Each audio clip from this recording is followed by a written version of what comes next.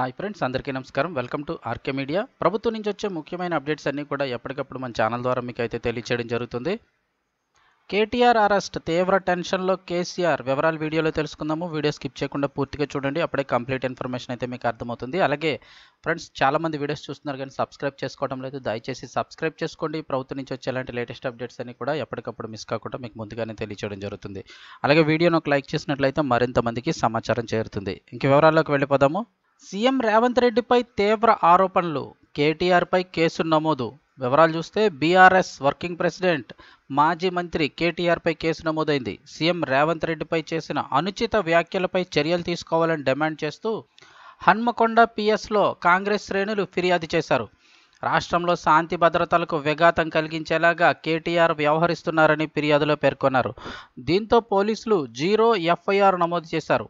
CM Revanth Reddy కొందరు కాంట్రాక్టర్లు, బిల్డర్ల వద్ద 2,500 కోట్ల రూపాయలు వసూలు చేసి ఢిల్లీకి పంపించాడని, కేటీఆర్ లేనిపోని ఆరోపణలు చేస్తున్నాడని సీరియస్ అయ్యారు. వెంటనే అదుపులోకి తీసుకొని విచారించాలని కేటీఆర్పై అయితే ఫిర్యాదు చేశారు.